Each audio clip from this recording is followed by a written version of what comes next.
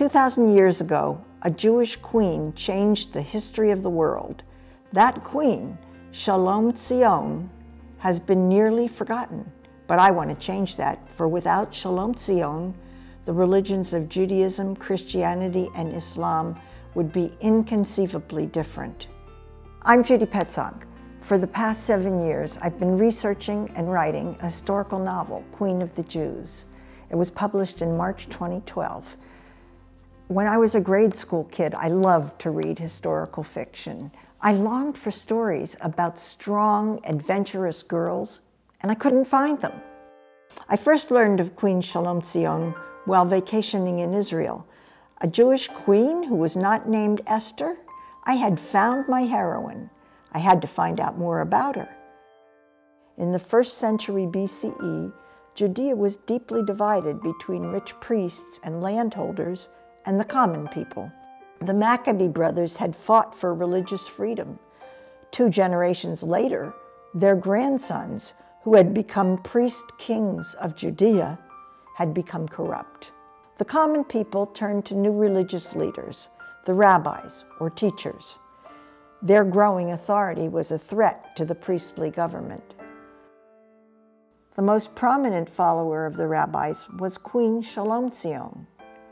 Her husband, King Alexander Jannaeus, tried to exterminate the rabbis in a 6-year civil war. After the king's death, the queen helped the rabbis rebuild. At a time when most women had the status of children or slaves, the people of Judea accepted their beloved queen as sole ruler. During the 9 years when she sat on the throne, there were no wars. Recently, archaeologists have uncovered some of Shalom-Zion's palaces and forts. Each contained ritual baths, evidence that the queen was a devout Jew. She purified her body each month according to the law and persuaded women of her realm to do the same. The archaeologists uncovered more than Shalom-Zion's palaces. They uncovered the tragedy of her personal life.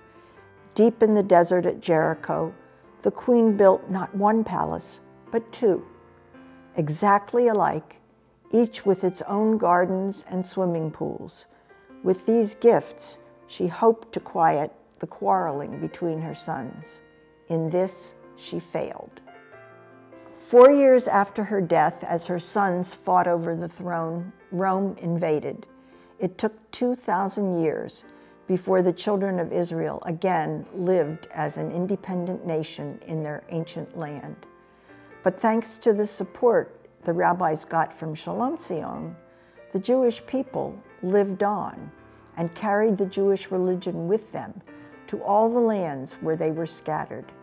It is the rabbis' version of Judaism that influenced Christianity and Islam. Josephus, a 1st century Roman Jewish historian, wrote about Shalom-Zion but gave her a bad rap. He thought she was too ambitious for a woman.